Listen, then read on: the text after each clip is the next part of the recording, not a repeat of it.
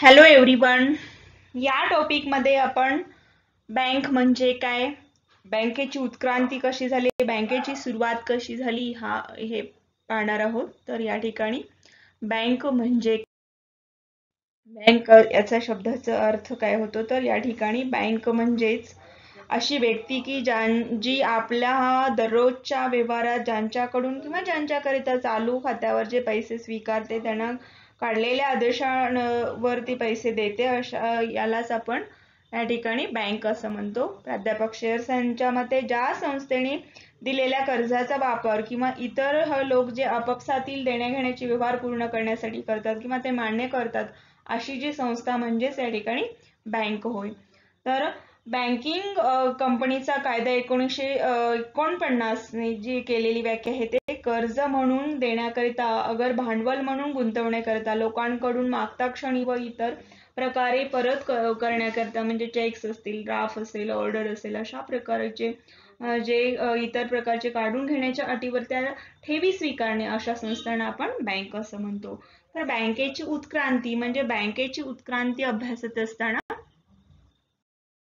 या ठिकाणी आपण बँकेची उत्क्रांती अभ्यासत असताना इसवी सन 4000 वर्षाच्या मागे जे इसवी सन पूर्व 2000 वर्षाच्या अगोदर इजिप्तमध्ये बँकिंग व्यवसाय सुरू झाला आणि या ठिकाणी सोने, चांदी किंवा मौल्यवान ज्या गोष्टी आहेत त्याच्या मार्फत त्या ठिकाणी आधुनिकीकरण जे सावकार होते, व्यापारी होते, सोनार होते, आजही ते त्या ठिकाणी बँकांचे पूर्वज म्हणून या ठिकाणी आधुनिक बँकांमध्ये ही ठेवी गोळा करणे, कर्ज रक्कम देणे हे कार्य करत असतात. अशा पद्धतीने म्हणजे ग्रीस मधील बँकेची उत्क्रांतीचा इतिहास असो, रोम मधील बँकेच्या उत्क्रांतीचा इतिहास असेल किंवा इंग्लंड मधील बँकेची उत्क्रांती, म्हणजे जगामध्ये सर्वच सर्वच देशामध्ये त्या ठिकाणी किंवा आपण आता पाहतो ग्रामीण भागातही या ठिकाणी बँकिंग नेटवर्क किंवा बँकचे जाळे हे ग्रामीण भागापर्यंतही पोहोचलेलं अशा प्रकारची उत्क्रांती आपल्याला दिसून येते. म्हणजे सुरुवातीच्या कालावधीमध्ये 11व्या शतकाच्या पहिला विल्यमने जेव्हा जू व्यापारी जे होते ते बँकर्सने आपल्या राज्यात व्यवसाय करण्याचे आवाहन केले आणि अशा पद्धतीने त्यांनी जू जे व्यापारी होते बँकर्स इंग्लंडला गेले आणि तिथे इतर व्यवसायाबरोबर ही बँकिंग व्यवसायात सुद्धा प्रगती होऊ शकते किंवा या ठिकाणी बँकांच्या मार्फत हे जे काय आता आपण एकही दिवस बँक बंद असेल तर सर्वच आर्थिक ज्या घडामोडी आहेत, आर्थिक व्यवहार आहेत ते ठप्प झालेले पाहतो. सुरुवातीच्या कालावधीमध्ये बँकेची जी काय सुरुवात असेल त्या ठिकाणी वापर असेल तो आता म्हणजे सध्याच्या तुलनेमध्ये त्या ठिकाणी कमी असेल, पण त्याही वेळेला आपल्याला बँकेची किंवा पैशाच्या शोधानंतर या व्यापाराला या ठिकाणी आपल्याला सुरुवात झालेली दिसून येते. प्रथम जी बँक आहे ते बँक ऑफ इंग्लंड म्हणजे सोनार जे लोक होते तेही इतर राज्यास कर्ज देत होते. अशा पद्धतीने 1672 मध्ये इंग्लंडचा राजा दुसरा चार्ल्स यांनी घेतलेले कर्ज परत करण्याचे नाकारले, तेव्हा त्या बँकिंग व्यवसायाला प्रतिकूल परिणाम झाला आणि ठेवीदारांनी ठेवी परत मागणी सुरुवात केल्याने या ठिकाणी सोनार बँकांवरती मोठा परिणाम झाला. मग सोनार बँकेच्या कार्यावरती टीका झाली. अशा पद्धतीने त्यातून मार्ग काढण्यासाठी सोनार बँकांवरील सरकारने नियंत्रण असेल, म्हणजे या ठिकाणी कशा पद्धतीने तो बँक व्यवसाय डेव्हलप होत गेला हे आपल्याला लक्षात येत असेल. म्हणजे एक व्यक्ती जर एखाद्या उद्योगाचा तो कार्य करत असेल, म्हणजे हा जो बँक आहे, बँक शिवाय आपले कुठलेही व्यवहार एक दिवसही आपल्याला त्या ठिकाणी विदाउट पैशाशिवाय आपण आर्थिक व्यवहार करू शकत नाही किंवा विनिमयाचं जे आपले दैनंदिन व्यवहार आहेत हेही पूर्ण होऊ शकत नाही. आताच्या सध्याच्या सिच्युएशन लोकांच्या ठेवी ज्या आहेत किंवा जो पैसा आहे तो सुरक्षित ठेवण्यासाठी आणि त्याच्यावरती व्याज दरावरतीही नियंत्रण राखण्यासाठी हे का आवश्यक आहे, म्हणजे सरकारचं नियंत्रण आवश्यकच आहे. या ठिकाणी आपल्याला लक्षात आल्यानंतर ना या ठिकाणी पुढे मग आपण भारतातील या ठिकाणी बँकिंग व्यवसायाची उत्क्रांती कोणत्या पद्धतीने कशी झालेली आहे ते या घटकामध्ये आपण पाहणार आहोत. तर भारतामध्ये जेव्हा बँकिंग व्यवसायाची उत्क्रांती झाली तेव्हा जगातील इतर देशाप्रमाणेच भारतातील देखील बँकिंग व्यवसायाचा उगम फार पूर्वीच्या काळामध्ये झाल्याचे आढळते. म्हणजेच वैदिक कालीन लिखाणात आपल्याला हे बँकिंग व्यवसाय कशा पद्धतीने म्हणजे सावकाराच्या जे सोनार वगैरे व्यापारी जे होते अशा पद्धतीने त्या व्यवसायाचा उत्क्रांती आपल्याला दिसून येते आणि त्यांच्या मार्फत या ठिकाणी इतर लोकांना त्या ठिकाणी कर्ज दिलं जायचं अशा पद्धतीने.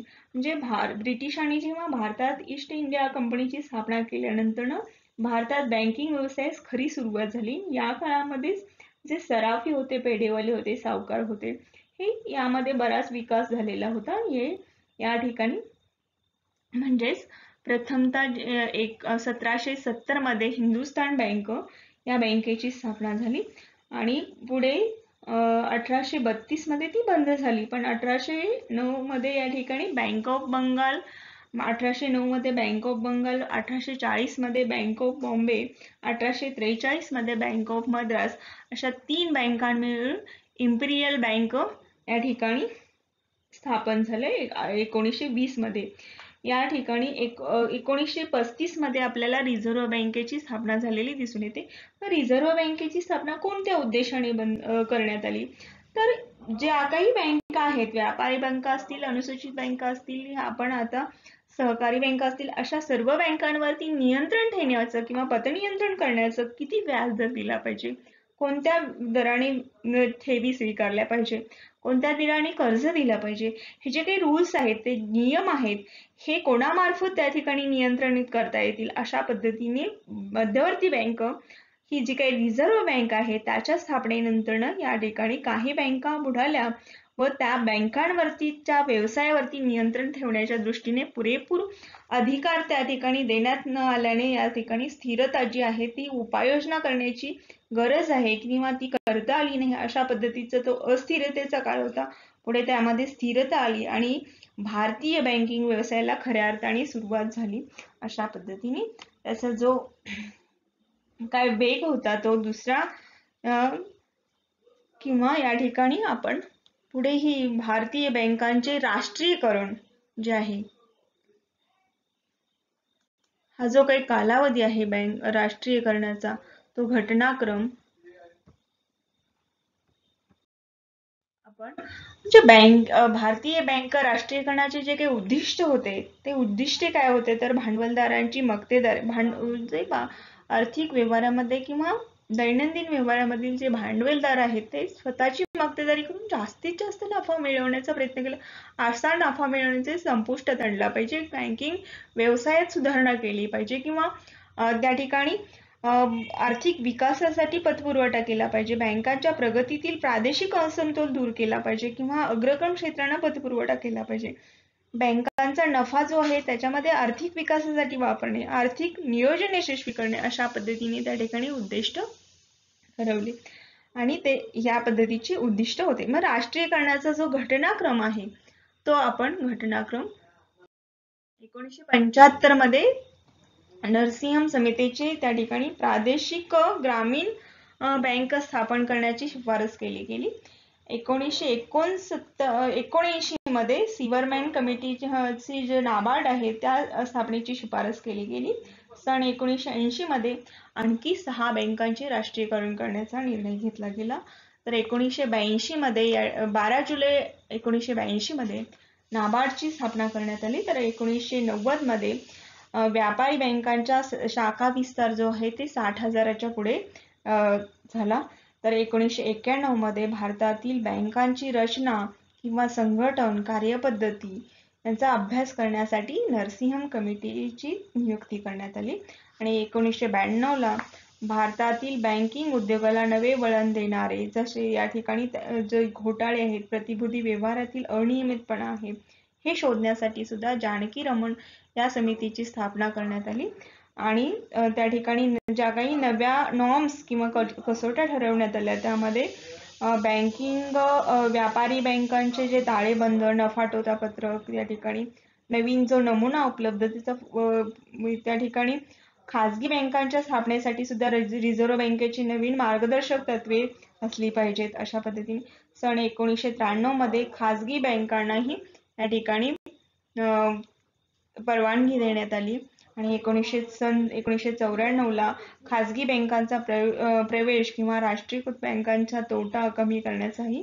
या ठिकाणी काळ किंवा 1991 मधील नरसिंहम समितीची जी शिफारस होती त्याची अंमलबजावणी 1992-93 पासून त्या ठिकाणी सुरुवात झाली अशा पद्धतीचा घटनाक्रम किंवा कालक्रम आपल्याला आढळतो. Thank you very much.